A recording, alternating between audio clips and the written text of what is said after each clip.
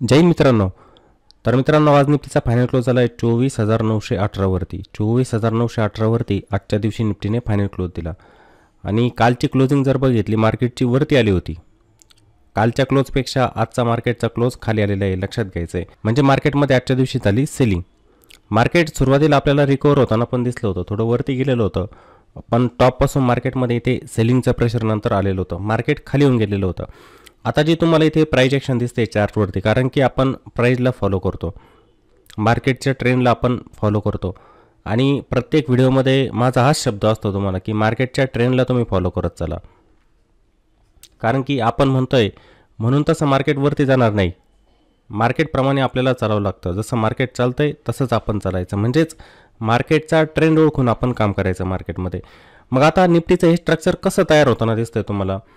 मार्केटने तर हा रेजिस्टन्स पण ब्रेक केलेला होता बघा, मागच्या सेशनमध्ये पण केलेला ब्रेक, पण तिथे क्लोज दिला नाही. आज पण बघा हा रेजिस्टन्स ब्रेक केला, पण मार्केटने तिथं क्लोज दिला नाही. क्लोजिंग खाली येते मार्केटची, ठीक आहे. मार्केट जर इथे कंटिन्युअसली ट्रेड करत असतं, आजच्या दिवशी पण वरती गेलं असतं, तर आपण म्हटलं असतो की मार्केटचं मोमेंटम या ठिकाणी कंटिन्यू होतं आहे, मार्केट वरती जात आहे. तसं झालं का आजच्या दिवशी? नाही झालं. मार्केट थोडं वरती गेलं आणि वरतून मार्केट शॉर्ट झालेलं होतं. 25,100पर्यंत मार्केट गेलेलं होतं, पण तिथून पुन्हा शॉर्ट झालं, खाली येऊन क्लोज दिला.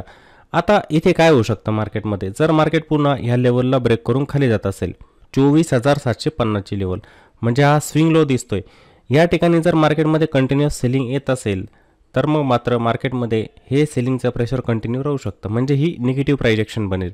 जसं हे मार्केटवरती गेलं, इथे एक बाउन्स दिला होता बघा, त्यानंतर पुन्हा शॉर्ट झालं मार्केट, अशा पद्धतीने मार्केटवरती गेलं, खाली आलं थोडं, इथून बाउन्स घेतला या सपोर्ट लेवलपासून, पुन्हा मार्केट शॉर्ट झालं, पुन्हा इथे बाउन्स घेतला, पुन्हा मार्केट शॉर्ट होईल, अशा पद्धतीची प्राइस ॲक्शन या ठिकाणी बनेल. पण उद्या पण जर मार्केटमध्ये बाईंग येत असेल, समजा उद्या पण मार्केटने हा रेजिस्टन्स ब्रेक केला, त्याच्यावरती क्लोज दिला, या ठिकाणी रिकव्हरी पण पॉसिबल आहे, मार्केट पुन्हा वरती पण जाऊ शकतं. पण मार्केटला ह्या लेवल ब्रेक करावे लागतील, त्याच्यावरती क्लोज द्यावा लागेल, तेव्हाच मार्केट वरती जाणार. मग नाहीतर मार्केट काय तिथे जात आहे, थांबत नाही आहे, सस्टेन होत नाही, ते खाली येऊन जात आहे. मार्केटमध्ये ताबडतोब काय येते, सेलिंग. ह्या लेवलच्या खाली जर जायला लागलं मार्केट, तर मग मार्केटमध्ये सेलिंग अशीच कंटिन्यू राहणार. हे मार्केटमध्ये परफेक्ट एक निगेटिव्ह स्ट्रक्चर बनेल. लक्षात आलं तुम्हाला, ही निगेटिव्ह प्राइस ॲक्शन इथे बनेल अशा पद्धतीची. म्हणजे मार्केट आपल्या हायला ब्रेक करणार नाही, जे हाय बनवत चाललेलं आहे स्विंग हाय, ते स्विंग लोला या ठिकाणी ब्रेक करत जाणार, म्हणजेच ही निगेटिव्ह प्राइस ॲक्शन असते मित्रांनो. हे स्ट्रक्चर जे असतं ना, ते निगेटिव्ह असतं. मग मार्केटमध्ये डायरेक्ट ज्या लेवल येऊ शकतात ना, 24,400पर्यंत, हाच मोठा सपोर्ट आहे. डेली मी तुम्हाला जे सांगतोय तेच, कारण की आपण जे पण ऑब्झर्वेशन करत असतो कॅन्डलस्टिकला बघून, मार्केटमध्ये काय होतं आहे, बायर आणि सेलर जे असतात काय करतात, त्यांचं ऑब्झर्वेशन आपण इथे चार्टवरती करत असतो. आणि क्लिअर कट आपल्याला चार्टवरती दिसतंय की मार्केट ह्या लेवलच्या वरती सस्टेन होत नाही आहे, मार्केटने तिथं थांबायला पाहिजे. कालची पण कॅन्डल बघा, तिला पण वरती शॅडो बनून गेली. आजची पण कॅन्डल बघा, तिला पण शॅडो बनून गेली. म्हणजे बायर्स येत आहे, पुश करताय, प्राईजला वरती जाते प्राईज, पण तिथं थांबत नाही आहे. तिथं कोण येत आहे? सेलर येत आहे. सेलरची त्या ठिकाणी काय होते, एंट्री होते, त्यामुळे मार्केट खाली येऊन जात आहे. आणि आजच्या दिवशी बघितलं आपण, रिलायन्स पण वीक होता, रिलायन्समध्ये पण बाईंग नव्हती आजच्या दिवशी, रिलायन्समध्ये जास्त प्रमाणात झाली सेलिंग. त्यानंतर बँकिंग बघा, axis bank, ICICI bank, SBI, हे सर्व स्टॉक खाली होते, त्यांच्यामध्ये पण सेलिंग होती. बँकिंगमध्ये पण काय होती, सेलिंग. बँकिंगमध्ये पण मोठ्या प्रमाणात सेलिंग झाली. त्यानंतर मिड कॅप इंडेक्स जो होता, तो पण वीकच होता आजच्या दिवशी, मिड कॅपमध्ये पण होती सेलिंग. त्यानंतर स्मॉल कॅप इंडेक्स, याच्यामध्ये पण सेलिंग, हे सर्व निगेटिव्हमध्ये क्लोज झाले. PSU बँकिंग होतं, PSU बँक पण बघा, त्याच्यामध्ये वेटेज असणारे स्टॉक, SBI पण आज तुटलेला होता, SBIमध्ये पण सेलिंग होती. त्यानंतर बँक ऑफ बरोडा पण खाली होता. स्ट्रक्चर काय होतं, निगेटिव्ह होतं.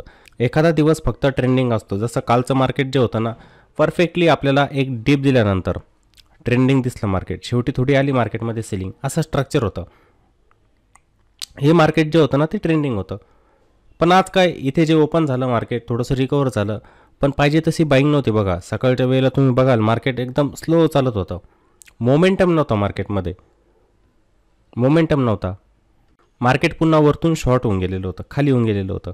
क्लोज पण मार्केटचे इथे बघा, कॅन्डलवरून समजेल तुम्हाला, क्लोज खालीच आला. उद्याच्या दिवशी हा लो ब्रेक होतोय का आपल्याला बघायचं आहे. म्हणजे 24,750च्या खाली मार्केट जात आहे का ते आपल्याला बघायचं आहे. जात असेल तर मार्केट पुन्हा इथे वीक होऊ शकतं. मग आणि जर ह्या रेजिस्टन्सच्या वरती जात असेल, क्लोज देत असेल, तर इथून रिकव्हरी पण मार्केटमध्ये होऊ शकते, बाईंग पण मार्केटमध्ये इथे येऊ शकते.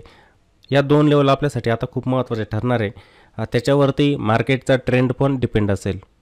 मार्केटवरती जाणार की खाली जाणार, ही एक लेवल आणि ही एक लेवल.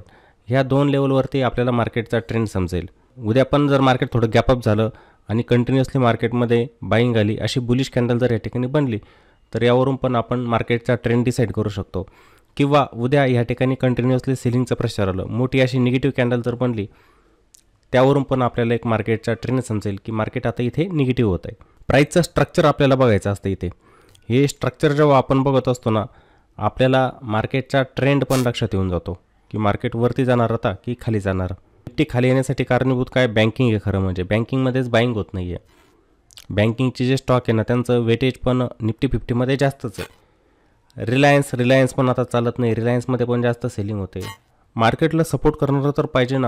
एक इंडेक्स जो असतो, इंडेक्सला जर वरती जायचं आहे, त्याच्यामध्ये हेवी वेटेड स्टॉक जे असतात, मग रिलायन्ससारखे बँकिंगचे काही स्टॉक असतात, त्यांच्यामध्ये बाईंग आली तर आपला हा इंडेक्स वरती जात असतो. तोपर्यंत जाणार नाही आणि तशी बाईंग आपल्याला दिसत नाही कोणत्याही स्टॉकमध्ये. समजलं ना. या गोष्टींचं ऑब्झर्वेशन करत चला. आता काही महत्त्वाचे लेवल आपण बघूया 5 मिनिटांमध्ये. आजचं पण ॲनालिसिस आपलं एकदम सोपं असणार, लेवल एकदम सुटसुटीत असणार. ठीक आहे. तर काही महत्त्वाचे लेवल बघण्यासाठी जाऊया आपण 5 मिनिटांमध्ये. तर सकाळचं मार्केट असं होतं बघा, थोडंसं निगेटिव्हमध्येच मार्केट ओपन झालेलं होतं. सुरुवातीला एक डीप मार्केटने मारला आणि मी नेहमी म्हणत असतो की एक कॅन्डल बघून मार्केटचा ट्रेंड कधी डिसाईड होत नसतो. जसं इथे मार्केट खाली येऊन गेलं होतं बघा आणि मार्केटने ताबडतोब इथून बाउन्स देऊन टाकला. मग कोणी म्हणत असेल ना की मार्केट आता इथे कंटिन्युअसली खाली जाऊ शकतं, तर मार्केटला ट्रेड करू द्यायचे 15, 20, 25 मिनिटे, जेणेकरून तुम्हाला डायरेक्शन लक्षात येते मार्केटची, मार्केटवरती जाणार की खाली जाणार. नाहीतर अशा ठिकाणी बहुतेक जण ट्रॅपच होत असतात. मग त्यानंतर बघा, मार्केट एका रेंजमध्येच होतं. तुम्हाला प्राईज इथे शिफ्ट होताना दिसेल, म्हणजे वरतून सेलिंग यायची, पण ती आपल्या प्रिव्हियस लोला ब्रेक करत नव्हती. प्राईस पुन्हा वरती जायची, पुन्हा खाली यायची, आपले प्रिव्हियस लो इथे ब्रेक करत नव्हती. हा जो रेजिस्टन्स होता, तिथूनच प्राईजचं काय यायचं, रिजेक्शन यायचं. प्राईज वरती पण शिफ्ट व्हायची, पण आपल्या हायला पण ब्रेक करत नव्हती. म्हणजे हा जो रेजिस्टन्स होता ना, त्याचा ब्रेकआउट या ठिकाणी मिळत नव्हता. फायनली ब्रेकआउट पण दिला, पण जशी बाईंग यायला पाहिजे ना रेजिस्टन्स लेवलला, तशी आलेली नव्हती. हा एक झोन बघा, तुम्हाला समजेलच इथं प्राईजची काय ॲक्टिव्हिटी होते. प्राईज इथेच थांबलेली होती. जवळजवळ 30 ते 40 मिनिटे याच ठिकाणी मार्केट थांबलेलं होतं या रेजिस्टन्स लेवलला. इथे कंटिन्युएशन जर झालं असतं तर मार्केट वरती पण निघून गेलं असतं, पण ते झालं नाही.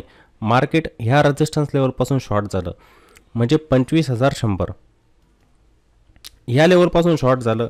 हा जो हाय होता ना, जवळजवळ 25,130चा, हा कालच्या सेशनचा हाय होता. हा कालचा होता हाय. आणि आपण काल ॲनालिसिसमध्ये म्हटलं होतं की मार्केटला वरती जर जायचं असेल ना, तर हर्डल पार करावे लागतील. त्याला केलं का पार? नाही केलं मार्केटने. तिथूनच मार्केट शॉर्ट झालेलं होतं. आणि पुन्हा मग इथे मार्केटमध्ये एक निगेटिव्ह प्रायजेक्शन बनली. मार्केट कंटिन्युअसली खाली येऊन गेलं, वरतून शॉर्ट झालेलं होतं. पुन्हा इथे एक परफेक्टली तुम्हाला निगेटिव्ह प्रायजेक्शन दिसेल बघा. जसं मार्केट वरती जात होतं ना, इथे हे वरती जात होतं, वरती शिफ्ट व्हायचं इथे मार्केट. पण नंतर मार्केटने हा सपोर्ट ब्रेक केला. नंतर इथे पूर्ण मार्केटमध्ये निगेटिव्ह प्रायजेक्शन बनली. मार्केटचा बिहेव तुम्हाला इथे समजेल कसं चालतं आहे मार्केट. मार्केटचा ट्रेंड मग तुम्हाला इथे लक्षात येत असतो. हे असतं निगेटिव्ह स्ट्रक्चर. म्हणजेच निफ्टी इथे आलेली होती डाऊन ट्रेंडमध्ये. मग 5 मिनिटांमध्ये हे स्ट्रक्चर तुम्हाला इथे निगेटिव्ह दिसतं आहे. मी तुम्हाला म्हटलं ना की मार्केट जसं वरती जात असताना तसं खाली पण येत असतं. ते समजलं का? असं नाही की आज वरती चाललेलं आहे म्हणजे उद्या पण वरती जाईल, नाही, ते खाली येऊ शकतं. सुप्रीम आहे मार्केट. मग इथं काय होतं असतं, हे बघा, इंट्राडे तर करू नका, नेहमी सांगत जाणार तुम्हाला. पण कालचं मार्केट जे होतं ना ट्रेंडिंग, समजा त्याच्यामध्ये कोणी पैसा बनवला, जे इंट्राडेमध्ये काम करतात, त्या फ्लोमध्ये गेले, पैसा बनला. सकाळचं जे मार्केट होतं ना असं, ते मग अशा लोकांचा पैसा घेऊन जातं इथे. कोणी म्हणतं नाही आता मार्केट वरतीच जाईल, आपण कॉल बाय करूया, मार्केट पुन्हा शॉर्ट होतं, खाली होऊन जातं, स्टॉप लॉस हिट. मग अशा ठिकाणी ह्याच एवढ्या वेळेतच जे 2 तास असतात ना या ठिकाणी, तेवढ्या वेळेमध्येच त्यांची ओव्हर ट्रेडिंग होऊन जाते आणि त्यांच्याकडून मोठं नुकसान होऊन जातं. मग लॉस पण होतात, ब्रोकरेज पण वाढत असतं. त्यामुळे ऑप्शनमध्ये पैसा बनत नसतो. स्टॉप लॉस जास्त हिट होतात, कारण की मार्केट एका डायरेक्शनने चालत नाही, ते खालीवर होत जातं. स्टॉप लॉस पण हिट होत जातात. कोणी जर म्हणत असेल ना की स्टॉप लॉस तर सारखा हिट होतो, त्यामुळे लावायची गरज नाही, पण सांगता पण येत नाही. तुमच्या अपोजिट जर मार्केट गेलं तर, जसं इथे कोणी कॉल साईडला एंट्री घेतली, नाही स्टॉप लॉस लावला मार्केट एवढं खाली येऊन गेलं. ज्यांनी कॉल ऑप्शन या ठिकाणी होल्ड केलेला असता, स्टॉप लॉस नाही लावला, त्यांचं तर नुकसानच आहे. नाही ते होणारच नुकसान. ह्या गोष्टी बघायच्या असतात. हा अभ्यास असतो एक. समजलं ना. हे निगेटिव्ह स्ट्रक्चर बनवत मार्केट खाली आलेलं होतं आणि जवळजवळ लो पण बघा मार्केटचा आजचा कोणत्या लेवलला होता बघूया आपण. इथे लो समजेल तुम्हाला मार्केटचं जवळजवळ 24,885 पर्यंत. म्हणजे मार्केट जेवढं वरती गेलेलं होतं ना कालच्या दिवशी, हे बघा इथे बॉटम बनवला होता बघा. इथे मार्केटने हा डीप दिला होता इथे आणि इथूनच बाईंग आली होती. आज पण मार्केट तिथंच येऊन पोहोचलेलं होतं याच लेवलपर्यंत. इथेच मग बाउन्स घेतला मार्केटने, थोडंसं वरती गेलं 24,950च्या आसपास, पण क्लोजिंग थोडी खाली आलेली मार्केटची 24,918च्या आसपास. इथे आपल्याला तो क्लोज दाखवत नाही परफेक्ट, पण तो क्लोज इथं आलेला आहे खाली. म्हणजे आता मार्केटमध्ये काय होणार मग पुन्हा याच लेवल आपल्यासाठी काम करणार आहे उद्याच्या दिवशी पण. म्हणजे आपण जर म्हटलं की मार्केट इथं फ्लॅट ओपन होतं आहे, समजा जास्त गॅप अप नाही झाला, फ्लॅटिश ओपनिंग जर मार्केटची झाली तर ह्याच लेवल आपल्यासाठी इथे काम करणार आहे. म्हणजे हा जो सपोर्ट होता नंतर तो रेजिस्टन्स बनेल इथे. त्यामुळे मी याचा कलर पण चेंज करून घेतो इथे. हे बघा ह्या ज्या लेवल असतात ना आपल्यासाठी काम करतात पुन्हा. त्यामुळे त्या लेवल तशाच ठेवत असतो. इथे मार्केट जर फ्लॅट ओपन झालं ह्याच लेवलच्या दरम्यान तर मार्केटसाठी पुन्हा हर्डल येणार हा. जिथून मार्केटने ब्रेकडाऊन दिला होता बघा 24,966, 24,966 ही लेवल मार्केटसाठी बनणार एक रेजिस्टन्स. मार्केटला जर रिव्हर्सल द्यायचा असेल, ट्रेंड चेंज करायचा असेल 5 मिनिटांमध्ये, 5 मिनिटांमध्ये जर मार्केटला ट्रेंड चेंज करायचा असेल तर मार्केटला ही लेवल पार करावी लागणार 24,966ची. याच्यावरती जेव्हा मार्केट ट्रेड करायला लागेल मग मार्केटचा ट्रेंड या ठिकाणी चेंज होणार आहे 5 मिनिटांमध्ये. जे स्ट्रक्चर इथे बनत येत आहे ना त्याचा रिव्हर्सल आपल्याला इथे बघायला मिळू शकतो. इथे मार्केटमध्ये रिव्हर्सल येऊ शकतो. मग वरती पुन्हा हर्डल येणार 25,000चा. 25,000 पुन्हा एक सायकोलॉजिकल लेवल, ती पण एक रेजिस्टन्सचं काम करणार. त्यानंतर 25,078 ही लेवल पण मार्केटसाठी एक रेजिस्टन्सचं काम करणार. हे बघा मार्केट खाली आलेलं आहे ना. आता बघा उद्याच्या दिवशी काय होईल. उद्याच्या दिवशी 25,000वरती आपल्याला कॉल रायटर दिसणार पुन्हा. इथे असणार कॉल रायटर. मार्केट वरतून शॉर्ट झालेलं आहे तर ह्या लेवलवरती आपल्याला सर्वात जास्त कॉल रायटिंग होताना दिसेल. ते उद्या समजेल आपल्याला की ओपन इंटरेस्ट कोणत्या स्ट्राईकवरती वाढतोय, कोणत्या ठिकाणी अनवाइंडिंग होते, ते उद्या समजेलच. पण बघा ज्या सायकोलॉजिकल रेजिस्टन्स असतात ना त्या काम करतात नेहमी. मग मार्केट जसं वरती जाईल ना तर हे कॉल रायटर इथे असणार. ते जर आपल्या पोझिशन अनवाइंड करत असतील तर मग मार्केट पुन्हा इथून वरती जाऊ शकतं, इथून पुन्हा बाईंग येऊ शकते मग. पण हे हर्डल मार्केटला पार करून इथे सस्टेन व्हावं लागतं. सस्टेन होणं महत्त्वाचं आहे. असं नाही की एका कॅन्डलने ब्रेकआउट दिला तर मार्केट वरतीच जात असतं, तसं काही नाही. किंवा एका कॅन्डलने ब्रेकडाऊन दिला तर मार्केट खालीच जात असतं, असं काही नसतं. तिथे मार्केट थांबायला पाहिजे. मग मार्केटमध्ये टप्प्याटप्प्यांमध्ये हे रेजिस्टन्स येत जाणार. म्हणजे जे पहिले सपोर्ट होते चार्टला जर तुम्ही बघितलं, तुम्हाला दाखवतो पुन्हा एकदा चार्ट. या ठिकाणी बघा अशा पद्धतीने ह्या ज्या लेवल आहेत ही पहिले सपोर्टचंच काम करत होती इथे. ही नंतर रेजिस्टन्स बनली बघा. प्राईजने ते रिटेस्ट पण केलं होतं, नंतर पुन्हा शॉर्ट झाली प्राईज. आता इथून वरती जाणार म्हटल्यावरती मार्केटला पुन्हा काय करावं लागेल, इथे ह्या रेजिस्टन्सला पार करून थांबावं लागेल, याच्यावरती जावं लागेल. मग टप्प्याटप्प्यांमध्ये ह्या लेवल ज्या असतात ना त्या रेजिस्टन्सचं काम करतात. ही पण रेजिस्टन्स, ही पण रेजिस्टन्स आणि ही लेवल पण रेजिस्टन्स बनेल. मार्केट वीक केव्हा होऊ शकतं, मार्केट जेव्हा पुन्हा 24,900च्या खाली ट्रेड करायला लागेल तेव्हा. म्हणजे हा जो स्विंग लो दिसतोय तुम्हाला याच्या खाली ही लेवल दिसते ना आपली, इथे ब्रेक केलं पण कंटिन्युएशन नाही झालं, हे फ्लॅट ओपन झालं, थोडं निगेटिव्ह झालं. जर ह्या लेवलच्या खाली कंटिन्युअसली ट्रेड करत असेल मार्केट, मग मार्केटमध्ये इथे विकनेस वाढू शकते 24,900. या सपोर्टच्या खाली मार्केटने जायला नको. जात असेल तर निगेटिव्ह प्राईस फॉर्मेशन इथे बनू शकतं. मग मार्केटमध्ये पुन्हा सपोर्ट जे असणार लेवल 24,850च्या आसपास हा पण एक सपोर्ट असेल. त्यानंतर 24,787 ही लेवल पण मार्केटसाठी सपोर्ट बनेल.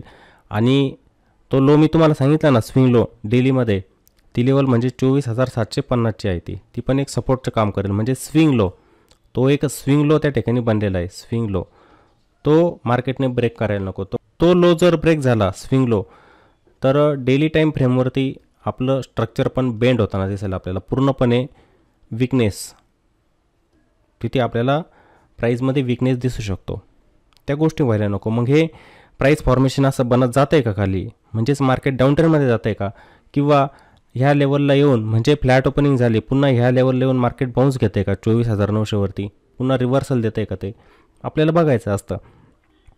आणि लाईव्ह मार्केटमध्ये जेव्हा आपण असतो ना सकाळच्या वेळेला, मी तुम्हाला या सर्व गोष्टी सांगत असतो छोट्या छोट्या, की मार्केट कसं रिव्हर्सल देऊ शकतं, आता कोणती लेवल येते पुढे, मार्केटचा काय बिहेव होतोय, मार्केट कसं रेंज बाउंड होऊ शकतं, मार्केटसाठी कोणती रेंज बनू शकते ते ताबडतोब लक्षात येऊन जातं.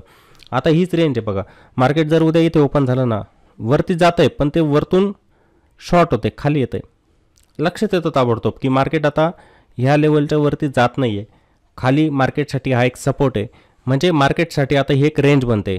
मग आपण ती रेंज लगेच फाइंड आउट करत असतो, कोणती 24,900 मार्केटसाठी एक सपोर्ट बनतोय, 24,966 हा मार्केटसाठी एक रेजिस्टन्स बनतोय. मार्केट हे रेंजच्या दरम्यान थांबू शकतं. मग आपल्याला ट्रेंड केव्हा समजेल, जेव्हा मार्केट हे रेंजच्या बाहेर जाणार तेव्हा ब्रेकआउट देईल, तेव्हा ते अप ट्रेंडला पकडून चालेल, किंवा ते या सपोर्टला ब्रेक करत असेल तर ते जाणार मग डाऊन ट्रेंडमध्ये, ताबडतोब डायरेक्शन लक्षात येऊन जाते. अशा पद्धतीने आपण चार्ट रीड करायचा असतो. हे चार्ट रीडिंग असतं की मार्केटमध्ये काय होते मला त्याला समजून घ्यायचं आहे, बायर सेलरची ॲक्टिव्हिटी काय होते ती मला समजून घ्यायची. एका कॅन्डलद्वारे कधी काही समजत नाही, बहुतेकजण एका कॅन्डलला फॉलो करतात की नाही आता ग्रीन कॅन्डल बनली म्हणजे मार्केटवरती जाणार, तसं कधी होतं का? आता इथे मार्केट खाली येत होतं, तुम्हाला इथे पण ग्रीन कॅन्डल दिसली होती म्हणजे मार्केट वरती जाईल का? नाही, का नाही जाणार? कारण की मार्केटचा ट्रेंड या ठिकाणी निगेटिव्ह आहे. आता मार्केट बाउन्स घेत असतं, बाउन्स घेणार पुन्हा शॉर्ट होणार, बाउन्स घेतला पुन्हा शॉर्ट झालं की नाही, पुन्हा वरती जाण्याचा प्रयत्न केला पुन्हा शॉर्ट झालं, ते अशा पद्धतीची ॲक्टिव्हिटी मार्केटमध्ये होत असते. या छोट्या छोट्या गोष्टी असतात, लक्षात ठेवायच्या सर्वांनी, ठीक आहे. आणि मार्केटमध्ये काम करताना स्टॉपलॉस लक्षात ठेवायचा, मनात कोणी स्टॉपलॉस पकडू नका, असं मार्केट असतं. ब्रेकआउट दिलं इथे, मार्केट पूर्ण खाली येऊन गेलं इथं, कोणी जर ट्रेडला होल्ड करत असेल अशा ठिकाणी तर नुकसान होणारच त्यांचं. ते म्हणतील की नाही माझा प्रत्येक वेळेला स्टॉपलॉस हिट होतो, मी आता स्टॉपलॉस लावत नाही, मार्केट रिव्हर्सल देऊन टाकतं, नका लावू स्टॉपलॉस, असं मार्केट खाली येऊन जाणार आणि तुम्हाला लॉस भयंकर देणार ते. मग त्यामध्ये पण क्वांटिटी जर जास्त असतील तर लॉस अजून जास्त दिसतो तुम्हाला. त्यामुळे स्टॉपलॉस ऑर्डर तुम्ही नक्की लावली पाहिजे, ठीक आहे. मार्केटचा ट्रेंड कसा फाइंड आउट करायचा, कशा पद्धतीने मार्केट चालतं, वरती जाते खाली जाते, कशा पद्धतीने मार्केट वरती जाऊ शकतं खाली जाऊ शकतं, हे सर्वांना आता समजलेलं असेल. आणि मित्रांनो, जर व्हिडिओ आवडला तर व्हिडिओला नक्की लाईक करायचं आहे, लाईक करायला विसरू नका, आणि व्हिडिओला छानशी कॉमेंट पण करायची आहे, आणि व्हिडिओला जास्तीत जास्त शेअर पण करायचं आहे. चला तर मग पुन्हा भेटू एका नवीन व्हिडिओमध्ये. जय हिंद.